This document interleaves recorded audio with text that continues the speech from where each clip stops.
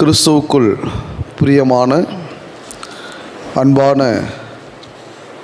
சகோதரர்கள் சகோதரிகள் யாவருக்கும் நம்முடைய ஆண்டவரும் இரட்சகரும் மீட்பருமாயிருக்கிற கிறிஸ்து இயேசுவின் நாமத்தினால் உங்கள் யாவருக்கும் வாழ்த்துதலை இந்த மகிழ்ச்சியான வேளையிலே சொல்லிக்கொள்கிறேன். எபேசியர் நிருபத்தை நாம் தொடர்ந்து தேவனுடைய தயவினாலும் கிருபையினாலும் படித்து வருகிறோம். ஒவ்வொரு வார்த்தைகளாக நாம் இந்த நிருபத்தை கவனித்து வருகிறோம். கடந்த வாரத்தில் 4ஆம் அதிகாரம் 1வது வசனம், அழைக்கப்பட்ட அழைப்புக்கு பாத்திரவான்களாய் நடந்து கொள்ள வேண்டும் என்கிற ஒரு பாடத்தை நாம் படித்தோம். குறிப்பாக நாம் எப்படி அழைக்கப்பட்டிருக்கிறோம், அழைக்கப்பட்ட அழைப்புக்கு பாத்திரவான்களாய் நாம் நடந்து கொள்வது எப்படி என்கிற ஒரு பாடத்தை போன வாரத்தில் நம்ம என்ன செய்தோம்னா படித்தோம். மறுபடியுமாக நாம் அந்த 1வது வசனத்தில் இருந்து இந்த பாடத்தை நாம் துவங்கலாம். ஆதலால் கர்த்தர் நிமித்தம் கட்டுண்டவனாகிய நான் உங்களுக்கு சொல்கிற புத்தி என்னவெனில், நீங்கள் அழைக்கப்பட்ட அழைப்புக்கு பாத்திரவான்களாய் நடந்து. அப்போது தொடர்ந்து இந்த வார்த்தைகளை சொல்கிறார். அழைக்கப்பட்ட அழைப்புக்கு பாத்திரவான்களாய் நடந்து கொள்ளக்கூடியவர்கள் எப்படி வாழணும்னு சொல்கிறார். அப்போ எப்படி வாழணும் அப்படின்னு 2, 3 ஆகிய வசனங்களில் சில காரியங்களை அவர் சொல்கிறார். வாசிக்கலாம். நாம மிகுந்த மனத்தாழ்மையும், 1 மிகுந்த மனத்தாழ்மையோ சாந்தமோ நீடிய பொறுமையோ உடையவர்களாய் அன்பினால் ஒருவரையொருவர் தாங்கி. பிரியமானவர்களே, இது எல்லாம் அழைக்கப்பட்டவர்கள் பாத்திரவான்களாக நடந்து கொள்ளக்கூடியவர்களுக்கு இருக்க வேண்டிய குணாதிசயம். என்னென்னலாம் இருக்கணும்? அழைக்கப்பட்ட அழைப்புக்கு பாத்திரவான்களாய் நடந்து கொள்ளணும்னா கீழே சொல்லப்பட்டிருக்கிற குணாதிசயங்கள், சுபாவங்கள் நமக்குள்ளே இருக்க வேண்டும். இப்போது இயேசு கிறிஸ்துவானவர் சுவிசேஷத்தினாலே நம்மை அழைத்திருக்கிறார். இந்த உலகத்திலிருந்து பிரித்து எடுத்திருக்கிறார் இல்லைங்களா? இந்த உலகத்திலிருந்து நம்மை பிரித்தெடுத்திருக்கிறார். எக்லிஷியா, சபை அப்படின்ற வார்த்தைக்கான கிரேக்க வார்த்தை எக்லிஷியா. எக்லிஷியா அப்படின்னால என்ன அர்த்தம்? வெளியே அழைக்கப்பட்டவர்களின் கூட்டம், கால்ட் அவுட் பீப்புள் சொல்லுவாங்க. அப்போ அழைக்கப்பட்டவர்கள் அப்படின்றது தான் ஒரு முக்கியமான வார்த்தை கிறிஸ்தவர்களாகிய நமக்கு சொல்லப்பட்டிருக்கிறது. எப்படி அழைக்கப்பட்டோம்? ஆபிரகாம் எப்படி அழைக்கப்பட்டார்? ஆரோன் எப்படி அழைக்கப்பட்டார்? இதெல்லாம் போன வாரம் நாம் படித்தோம். நமக்கு உண்டான அழைப்பு என்ன அப்படின்றத நாம் படித்தோம். அப்போது அழைக்கப்பட்டவர்கள் சுவிசேஷத்தினாலே அழைக்கப்பட்ட அழைப்புக்கு எப்படி நாம் கீழ்ப்படிந்து வாழ்கிறோம், அதுதான் முக்கியம். நான் சுவிசேஷத்தினால் அழைக்கப்பட்டேன், நல்லது. நான் அழைக்கப்பட்டதற்காக இயேசு கிறிஸ்து என் மீது அன்பு செலுத்தினார், ரொம்ப நல்லது, சரிதான். ஆனால் அதை மாத்திரம் நாம் பேசிக்கொண்டு இருப்பதனால பிரயோஜனம் இல்லை. அந்த அழைப்பை ஏற்றுக்கொள்ள வேண்டும், கிறிஸ்துவின் அன்பை உணர்ந்து கொள்ள வேண்டும், தேவனுடைய கிருபையை நாம் புரிந்து கொள்ள வேண்டும். ஆனால் அந்த அழைப்பு எப்போ முழுமை அடையும்? எப்போ அந்த அழைப்புக்கு நாம் முக்கியத்துவம் கொடுக்கக்கூடியவர்களாய் மாறுகிறோம்? அந்த அழைக்கப்பட்ட அழைப்புக்கு பாத்திரவான்களாய் நடந்து கொள்ளும் பொழுது தான். அப்போ அழைக்கப்பட்ட அழைப்புக்கு பாத்திரவான்களாய் நடந்து கொள்ளக்கூடியவர்கள் எப்படி வாழணும் தான் 2வது வசனத்தில் நமக்கு சொல்கிறார். என்னென்ன சொல்கிறார் பாருங்கள். மிகுந்த மன தாழ்மை. தாழ்மை அப்படின்ற ஒரு வார்த்தையே ஆண்டவராக இயேசு கிறிஸ்து நமக்கு உதாரணமாக பல விஷயங்களை சொன்னார். உதாரணமாக அவர் தான் காட்டி கொடுக்கப்பட்ட அந்த கடைசி ராத்திரியில் சீஷர்கள் எல்லாரையும் மேல் வீட்டில் கூடும் பொழுது அப்போ அவர்களுடைய கால்களை அவர் என்ன செய்தாராம்? கழுவினார். அப்போ கழுவிட்டு கடைசியாக ஆண்டவராக இயேசு கிறிஸ்துவானவர் சொன்ன ஒரு வார்த்தை என்னன்னா, யோவான் சுவிசேஷம் 13ஆம் அதிகாரத்துக்கு உங்களோட வேதாகமத்தை நீங்கள் திருப்பிக் கொள்வீர்களானா 15வது வசனத்தை நீங்கள் கவனித்து பாருங்கள். நான் உங்களுக்கு செய்தது போல நீங்களும் செய்யும்படி உங்களுக்கு மாதிரியை காண்பித்தேன். உங்களுக்கு மாதிரியை காண்பித்தேன். எதற்கான மாதிரி?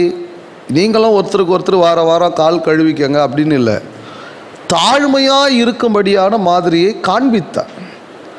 தாழ்மை என்பது பல நேரங்களில் வெறும் போதனையில் மட்டும்தான் இருக்குது, செயல்பாட்டில் இல்லாமல் இருக்கிறது. தாழ்மை என்பது அதுவும் குறிப்பாக ஒரு வார்த்தை இங்கே சொல்லப்படுகிறது, மன தாழ்மை. மனத்தாழ்மை இல்லாமல் வெளியில் மட்டும் ஒருத்தர் தாழ்மையாக இருக்கிற மாதிரி காட்டுறாருன்னா அது பேர் நடிப்பு. கரெக்டுங்களா? இப்போ ஃபார் எக்ஸாம்பிள் வந்து ஒருத்தர் வந்து என்ன செய்கிறாருன்னா, ஒரு 2 சேர் இருக்குது, 3 சகோதரர்கள் ஒரு வீட்டுக்கு போயிட்டாங்க. 3 சகோதரர்கள் போனவுடனே ஒருத்தர் என்ன சொல்கிறாருன்னா, பரவாயில்ல பிரதர், நீங்கள் 2 பேரும் மேலே உட்காருங்க, நான் என்ன பண்ணுறேன் கீழே உட்காரேன்னு கீழே உட்காந்துட்டார். இது பேர் தாழ்மையா இல்லையா? ஆமாம். கீழே உட்காந்துட்டு மனசில் என்ன இவனுங்க 2 பேர் தான் மேலே உட்காருவாங்களா, அப்போ நான் சாதாரண ஆளா, அப்படி அது என்ன கிடையாது மனத்தாழ்மை, அது வேஷம், அது வந்து நடிக்கிறது. எந்த ஒரு கம்ப்ளைண்ட்டும் இல்லாமல், மனதில் அந்த ஒரு குற்றம் சொல்லாமல், கம்ப்ளைண்ட் பண்ணாமல், சரி 2 பேருக்கு சேர் இருக்குது, நம்ம கீழே உட்காரதுனால ஒன்றும் ஆக போகிறதில்ல அப்படின்னு மனதளவில் அந்த தாழ்மையை அவர் என்ன செய்யணும், காட்டணும். நான் வந்து ரொம்ப தாழ்மையான நபர் அப்படின்னு சொல்லிட்டு கீழே உட்கார்ந்து விட்டு அதுக்கப்புறம் அந்த 2 பேரும் மனசுக்குள்ளே திட்டுறதும், வெளியில் போயிட்டு இன்னும் இவங்க 2 பேருக்கு தான் சேர் போடுவாங்களா அப்படின்னு சொல்லி மற்றவங்க கிட்ட அதை குறித்து கம்ப்ளைண்ட் பண்ணுறதும், இது வந்து நடிப்பு, இது வந்து தாழ்மை இல்லை. அவர் கீழே உட்கார்ந்ததுக்கான பலனே இல்லை, பிரயோஜனமே இல்லை. ஏன்னா ஒவ்வொரு கீழ்ப்படிதலுக்கும் தேவனிடத்தில் என்ன இருக்குது, பலன் இருக்குது. அவர் தாழ்மையை காட்டுறாருன்னா அதுக்கு பலன் இருக்கிறது. விசுவாசமாய் வாழ்கிறார்னா அவருக்கு என்ன உண்டு, பலன் உண்டு. நீதியாய் வாழ்கிறார்னா அவருக்கு பலன் உண்டு. நான் தாழ்மையாக இருப்பது மனுஷனை பிரியப்படுத்துவதற்காக அல்ல, நான் தேவனுடைய பிள்ளை, இயேசு கிறிஸ்துவானவருடைய மாதிரியை பின்பற்றக்கூடியவர்கள். அப்போ இயேசு கிறிஸ்துவனுடைய மாதிரியை பின்பற்றக்கூடியவர்களாக தான் நான் தாழ்மையை காட்ட வேண்டுமே தவிர 4 பேர் பார்க்கும் பொழுது நான் தாழ்மையாக இருக்கிறது போல காட்டிக்கொள்ளணுன்றது பேர் என்ன கிடையாது, தாழ்மை இல்லை. அப்போ என்ன சொல்கிறாருன்னா, குறிப்பாக மிகுந்த மனத்தாழ்மைன்ற மனதளவில் எப்பொழுதுமே நம்மை நாம் உயர்வாக நினைக்காதபடியான ஒரு தாழ்மை.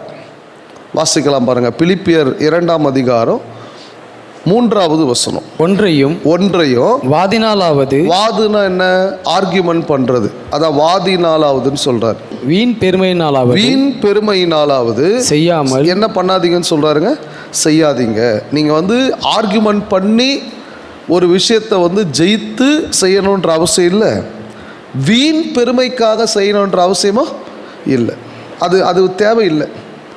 அடுத்தவங்க செய்கிறாங்க, பக்கத்தில் செய்கிறாங்க, அதனால் நானும் செய்தே ஆகணும் அப்படின்னு அந்த வீண் பெருமை நமக்கு தேவையில்லை. தொடர்ந்து வாசிங்க. மனத்தாழ்மையினாலே என்ன வார்த்தை வருது பார்த்தீங்களா? அதே பேசியரில் சொன்ன அதே வார்த்தையை பிலிப்பியருக்கு அவர் சொல்கிறார், மனத்தாழ்மை. அப்போது யோசிச்சு பாருங்கள், மனத்தாழ்மை என்பது ஒருவருக்கு இருக்க வேண்டும் அப்படின்றத பரிசுத்த ஆவியானவர் அப்போஸ்தலனாகிய பவுலின் மூலம் நமக்கு கற்றுக் கொடுக்கிறார். என்ன இருக்கணுமா நமக்கு, சரி, மனத்தாழ்மை உண்மையாகவே நமக்கு இருக்குதா இல்லையா? மனதிலிருந்து தாழ்மை வரும்பொழுது அல்லது வருகிறது என்றால் உண்மையாகவே ஒரு மனத்தாழ்மையாக இருக்கிறாரா இல்லையான்றதை பின்வரும் வார்த்தையை வச்சு நம்ம செக் பண்ணிக்கலாம், நமக்கு இருக்குதா இல்லையான்னு. எப்படி என்ன சொல்கிறாரு பாருங்கள் தொடர்ந்து.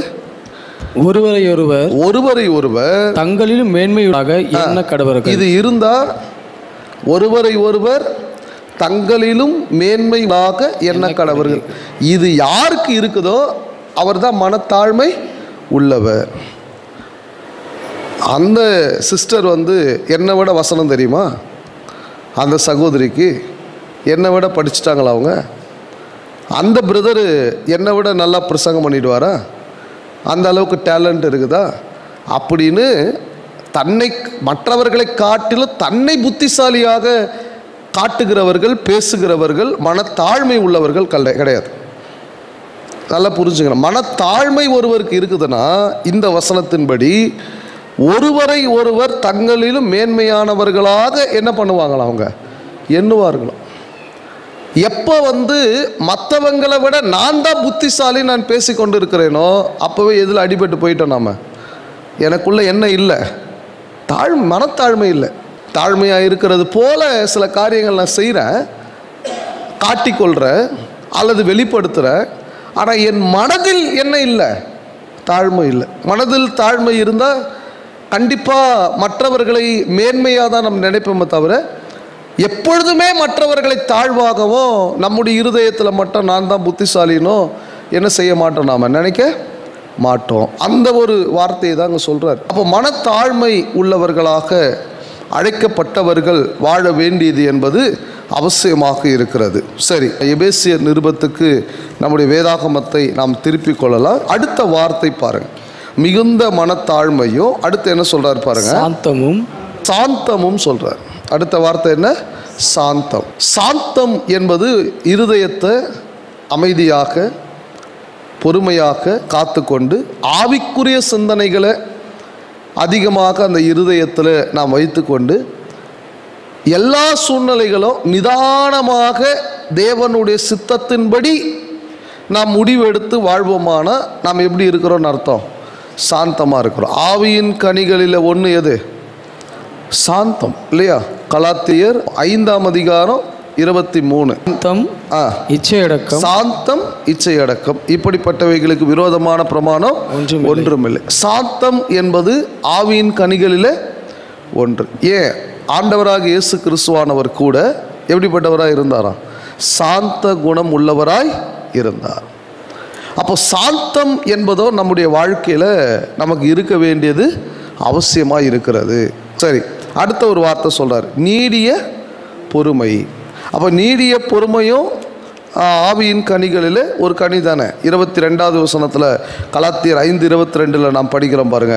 ஆவியின் கனியோ அன்பு, சந்தோஷம், சமாதானம், நீடிய பொறுமை. இதுலேயும் இந்த ஆவியின் கனிகளிலையும் ஒன்றாக வருவது எது? நீடிய பொறுமை. அப்போ நீடிய பொறுமைனா என்ன?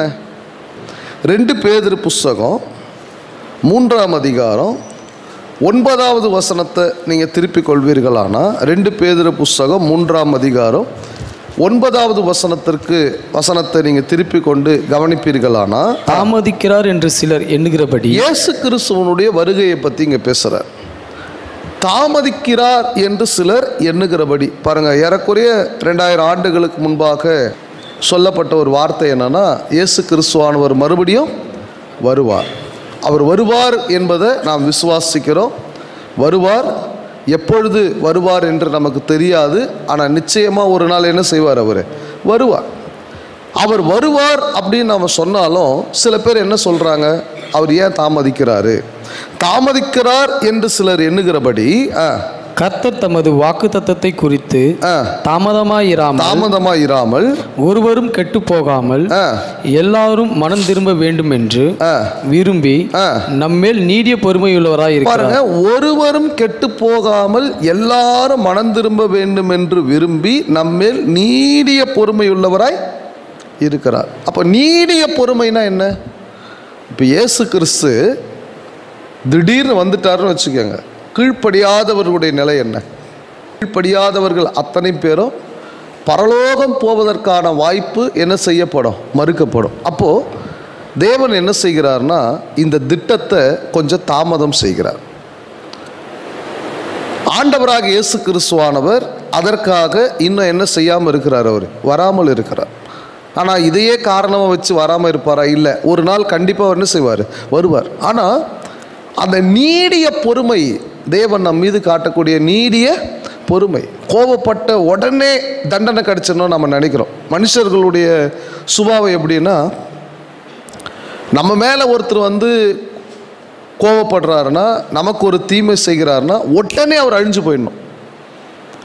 மனுஷன் பொதுவாக நினைக்கிறது ஒன்று. எனக்கு விரோதமாக நீ வந்து யோசிக்கிறியா, பேசுகிறியா, நடக்கிறியா, உடனே அவங்க ஏதாவது என்ன செஞ்சிடணும்? ஆயிடணும். அவங்களுக்கு ஏதாவது ஒன்று ஆயிடணும். பொதுவாக மனுஷர்கள் வந்து அப்படி யோசிக்கிறது உண்டு. நீ நல்லா இருக்க மாட்ட, நீ இப்படி ஆயிடுவ, நீ அப்படி ஆயிடுவ, சபிக்கலாம் சில பேர் வந்து செய்கிறாங்க. நீடிய பொறுமைனா என்ன? எல்லாவற்றையும் சகித்து ஏற்றுக்கொண்டு என்ன செய்யணும்? நாம் பொறுமையாக இருக்கணும். அதுக்கு உதாரணம் வந்து தேவனுடைய நீடிய பொறுமை. அவர் அவ்வளோ பொறுமையாக இருக்கிறாரு. அவர் கோபப்படுறதுக்கு எவ்வளோ நேரம் ஆகும்? மனுஷன் பாவம் செய்து கொண்டே இருக்கிறான்.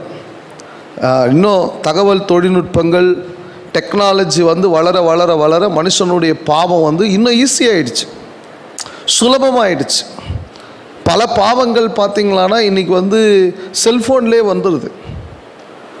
ஒரு காலத்தில் வந்து பாவத்தை நோக்கி வெவ்வேறு இடங்களுக்கு சென்று கொண்டிருந்த மனிதனுக்கு இன்றைக்கி எல்லாமே எதில் வந்துடுச்சு? செல்ஃபோன்லேயே வந்துடுச்சு. அப்போ ரொம்ப ஈஸியாக மனுஷன் வந்து பாவத்துக்குள்ளே அடிக்ட் ஆக வாய்ப்புகள் இருக்குது. பாவம் செய்கிறவங்க மேலெல்லாம் பொதுவாக சில பேருக்கு ஒரு வெறுப்பு வரும், ஒரு கோபம் வரும். என்ன பிரதர் இவன் இப்படி பாவம் செஞ்சுட்டு இருக்கிறான், இவனுக்கு ஏதாவது ஒரு முடிவு வராதா? தேவன் வாய்ப்பு கொடுக்குறார், பொறுமையாக இருக்கிறார். சரி, மனம் திரும்பட்டும். பிரியமானவர்களே, இந்த சுபாவம் யார்கிட்ட வரணும்? நம்மக்கிட்ட வரும். ஒரு மனைவி ஏதாவது ஒரு தெரியாமல் ஒரு தவறு செஞ்சுட்டா உடனடியாக கணவர் அதிகமாக கோவப்படுவார். குடும்பத்தில் ஒரு கணவர் ஏதாவது தெரியாமல் ஒரு தவறு செஞ்சுட்டா மனைவி உடனடியாக கோவப்படுவாங்க. குடும்பத்தில், சபையில், சமுதாயத்தில் கோபம் என்பது பயங்கரமாக ஒரு அதிகமான ஒரு தவறான வார்த்தைகள் பேசக்கூடிய அளவுக்கு மனிதர்களுக்கு வந்து கோபம் கொப்பளிக்கிறத நாம் பார்க்குறோம். ஆவியானவர் நமக்கு சொல்லக்கூடிய ஒரு ஆலோசனை என்னென்னா, அழைக்கப்பட்டவர்கள் பாத்திரவான்களாய் நடந்து கொள்ளணும்னா அவர் எப்படிப்பட்டவராக இருக்கணுமா? சாந்தமோ நீடிய பொறுமையோ யாருக்கு இருக்கணும்?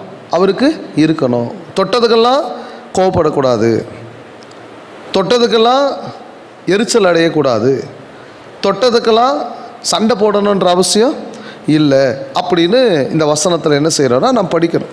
சரி, எபேசியர் நிருபம் நாம் திருப்பி கொள்ளலாம் பாருங்கள். எபேசியர் நிருபத்தில் மறுபடியும் நீங்கள் 4ஆம் அதிகாரத்துக்கு உங்களுடைய வேதாகமத்தை நீங்கள் திருப்பி கொள்ளும். அந்த கடைசி வார்த்தை 2வது வசனத்தில் கடைசி வார்த்தையை பாருங்க. அன்பினால் ஒருவரை ஒருவர் தாங்கி. அன்பினால் ஒருவரை ஒருவர் என்ன பண்ணணும்னு சொல்றாரு? தாங்குங்கள். அன்பு பொதுவாகவே இந்த மனத்தாழ்மை, மிகுந்த மனத்தாழ்மை, சாந்தம், நீடிய பொறுமை, இது எல்லாமே அன்பு இருக்குமானா ஆட்டோமேட்டிக்காக இதுவும் என்ன செஞ்சிடும்? வந்துடும். இவை இருக்குமானா அவருக்கு கூடவே என்ன இருக்கோ? அன்பு இருக்க வாய்ப்புகள் உண்டு.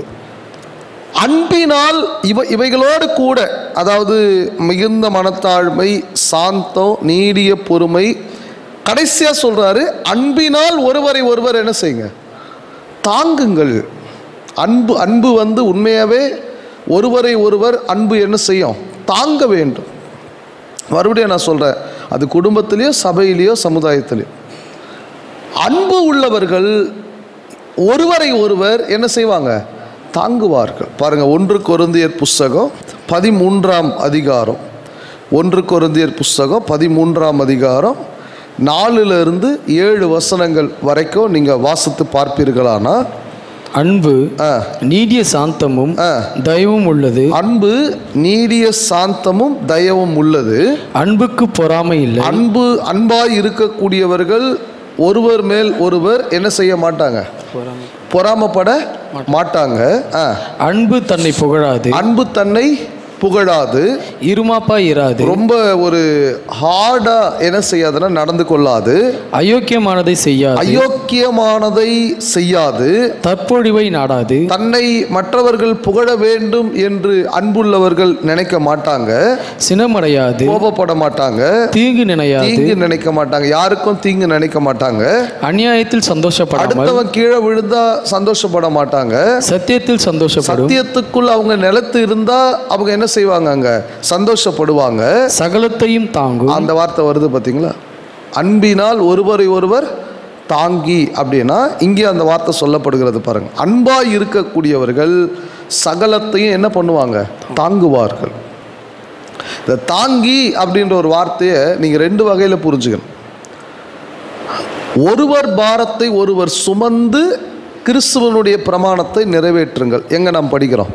கலாத்தியர் 6வது அதிகாரத்தில் படிக்கிறோம். ஒருவர் பாரத்தை ஒருவர் சுமந்து இப்படியே கிறிஸ்துவனுடைய பிரமாணத்தை என்ன செய்யுங்க? நிறைவேற்றுங்கள். ஒருவர் படக்கூடிய கஷ்டத்தை சுமப்பதும் தாங்குவது. ஒருவருக்கு வரக்கூடிய பாரம், ஒருவருக்கு வரக்கூடிய கஷ்டங்களை சுமப்பது என்பதும் என்ன செய்வது? அன்பினால் தாங்குவது. அதே நேரத்தில் ஆறுதலாக்க, அவரை ஆறுதல் படுத்தும்படியாக, அவரை உற்சாகப்படுத்தும்படியாக நாங்கள் இருக்கிறோம் அப்படின்னு அவருக்கு ஒரு வாக்கு கொடுக்கிறது என்பது கூட அன்பினால் தாங்குவது. இந்த வசனத்தை நாம் படிக்கலாம் பாருங்க. கலாத்தியர் 6வது அதிகாரம் 2வது வசனம் பாருங்க. கலாத்தியர் 6:2 பாருங்க. ஒருவர் பாரத்தை ஒருவர் சுமந்து. ஒருவர் பாரத்தை ஒருவர் சுமந்து. இந்த சுமந்துன்ற வார்த்தை ஏறக்குறைய அந்த தாங்கி அப்படின்ற வார்த்தைக்கு ஒரு சமமான ஒரு வார்த்தை. ஒருவர் பாரத்தை ஒருவர் சுமந்து அல்லது தாங்கி இப்படியே கிறிஸ்துவனுடைய பிரமாணத்தை நிறைவேற்றுங்கள். அப்போ ஒருவரை ஒருவர் தாங்குங்கள் என்பது இயேசு கிறிஸ்துவனுடைய பிரமாணமாக இருக்கிறது.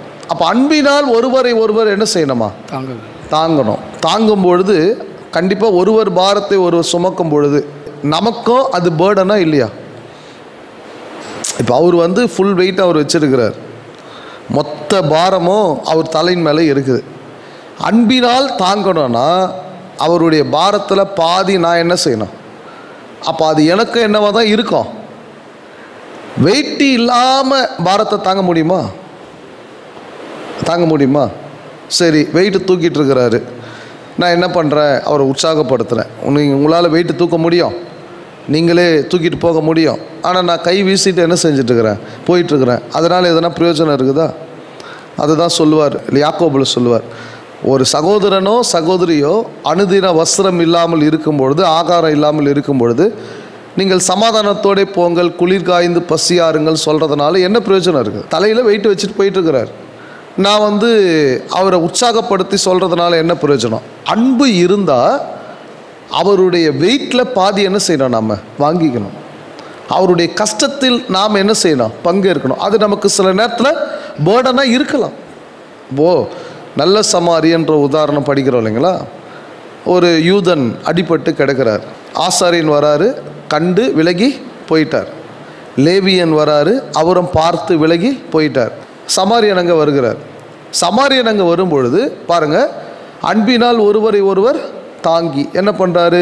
தன்னுடைய நேரத்தை கொடுக்குறார். அவருக்கான காயங்களுக்கு மருந்து கொடுக்குறார். அப்புறம் அவரை தன்னுடைய வாகனத்தின் மேல் சுமந்து கொண்டு எடுத்துகிட்டு போய் சத்திரக்காரங்கிட்ட கொடுத்து இவரை நீ பார்த்துக்கன்ட்டு அவருக்கு பணம் கொடுக்குறார். இன்னும் கூட செலவானா சொல்லு, நான் திரும்பி வரும்போது தரேன்னு வாக்கு கொடுக்குறார். யோசிச்சு பாருங்க. அப்போ அவருக்கு செலவுகள், அவருடைய பிரயாசம், அவரை தூக்கி வண்டியில் போடுறது, அவருக்கு அது பேர்டனாக இருந்திருக்காதா? கஷ்டமாக இருந்திருக்காதா?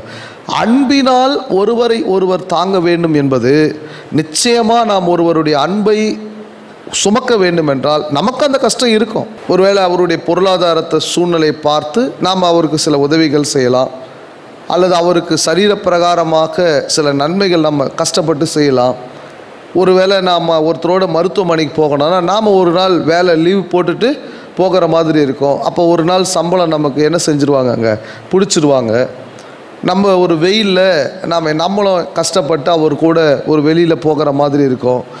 அப்போது ஏன் இதெல்லாம் நாம் செய்யணும்னா, ஒருவர் பாரத்தை ஒருவர் சுமக்க வேண்டும், இல்லை அன்பினால் ஒருவரை ஒருவர் தாங்க வேண்டும் என்பது அது சுலபமானது அல்ல. அவர்களுடைய பாரத்தை நாம் என்ன பண்ணணும்னு அர்த்தம்? சுமக்க வேண்டும்னு அர்த்தம். அவர்களுடைய கஷ்டத்தை நாம் என்ன பண்ணணும்னு அர்த்தம்? சுமக்க வேண்டும்னு அர்த்தம். இதை கிறிஸ்துவுக்குள் புரிந்து கொள்ள வேண்டும். வெறும் அன்பு பாராட்டுவது என்பது வார்த்தையினால் மாத்திரமல்ல, அது செயல்பாட்டினாலே என்ன செய்யணும்? இருக்க வேண்டும். சரி, அன்பினால் மாத்திரம்தான் ஒருவரை ஒருவர் தாங்க வேண்டும்னு சொல்கிறாரா? நிறைய காரியங்கள் ஒருவரை ஒருவர் அல்லது ஒருவருக்கு ஒருவர் காரியங்களை செய்யுங்கன்னு சொல்கிறார். பாருங்கள் என்னெல்லாம் சொல்கிறார் நாம் பார்க்கலாம். 1 பேதுரு புஸ்தகம் 4ஆம் அதிகாரம் 9வது வசனம் வாசிங்க. முறுப்பில்லாமல் ஒருவரை ஒருவர் உபசரியுங்கள். ஒருவரை ஒருவர் என்ன பண்ணுங்க? உபசரி. அது எப்படி உபசரிக்கணுமா? சாப்பாடு போடும்போது இவன் ஏன் தான் வந்தானோ தெரியல, குழம்பு ஊற்றும் போது எப்போ வீட்டை விட்டு போகிறான்னு தெரியல, பொரியல் வைக்கும்போது அடுத்து எப்போ வருவான்னு தெரில அப்படின்னு சொல்லிக்கிட்டே என்ன பண்ணக்கூடாதான்? வைக்கக்கூடாதான். அதான் முறுமுறுப்பு இல்லாமல் என்ன பண்ணுங்க? உபசரி. என்னம்மா பொரியல் இல்லை, நீ கொடுக்குற காசுக்கு இதுவே அதிகம்தான் அப்படின்னு வைக்கக்கூடாது. அதான் முறுமுறுப்பு இல்லாமல் என்ன பண்ணுங்க? உபசரிங்க. அன்பாக உபசரிங்க. நீங்கள் ஒரு பழைய சாதத்தை ஒருத்தருக்கு கொடுக்கறதா இருந்தாலும் அதை அன்பாக என்ன செய்யணுமா? நம்ம கொடுக்கணும். அதான் அங்கே சொல்கிறார் அருமையான வார்த்தை. ஒருவரை ஒருவர் என்ன பண்ணுங்க? உபசரியுங்கள். 1 தெசலோனிக்கர் புஸ்தகம் 5ஆம் அதிகாரம் 11வது வசனத்தை நீங்கள் வாசித்து பார்ப்பீர்களானா, ஆகையால் நீங்கள் செய்து வருகிறபடியே ஒருவரை ஒருவர் தேற்றுங்கள். இது ஒரு நல்ல ஒரு ஊழியம். சோர்ந்து போயிருக்கிற ஒருத்தரை தேற்றுங்கள். பிரதர் நல்லா வசனம் படிங்க, ஜெபம் பண்ணுங்க, இந்த சோதனையிலிருந்து கடந்து வர தேவன் உங்களுக்கு உதவி செய்வார். ஒருவரை ஒருவர் தேற்றி ஒருவருக்கொருவர் பக்தி விருத்தி உண்டாகும்படி செய்யுங்கள். ஒருவருக்கொருவர் பக்தி விருத்தி உண்டாகும்படி செய்யுங்கள். உங்களுடைய வாழ்க்கை அவங்களுடைய பக்தி விருத்தியை கெடுத்துடக்கூடாது. ஒருவருக்கொருவர் பக்தி விருத்தி உண்டாகும்படி செய்யுங்கள். அது ஒரு அருமையான ஒரு வார்த்தை. கொலோசியர் 3:13 வாசிங்க. கொலோசியர் புஸ்தகம் 3ஆம் அதிகாரம் 13வது வசனம் வாசிங்க. ஒருவரை ஒருவர் தாங்கி, அங்கே அந்த தாங்கின்ற வார்த்தையை சொல்றாரு பாருங்க. ஒருவரை ஒருவர் தாங்கி, ஒருவர் பேரில் ஒருவருக்கு குறைபாடு உண்டானால், குறைபாடு இருக்குமானா இருக்கலாம், ஒருவேளை மனஸ்தாபங்கள் இருக்கலாம், ஒருவர் பேரில் ஒருவர் குறைபாடு உண்டானால் கிறிஸ்து உங்களுக்கு மன்னித்தது போல இயேசு கிறிஸ்து எப்படி நம்முடைய பாவங்களை மன்னித்தாரோ ஒருவருக்கொருவர் மன்னியுங்கள். நீங்களும் ஒருவருக்கொருவர் என்ன பண்ணுங்க, மன்னியுங்கள். அப்போ ஒருவர் பேரில் ஒருவருக்கு குறைபாடு உண்டானால் இயேசு கிறிஸ்து எப்படி மன்னித்தாரோ அது போல நீங்கள் என்ன செய்யுங்க, மன்னியுங்க. எபிரேயர் 10ஆம் அதிகாரம் 24வது வசனம் வாசிங்க.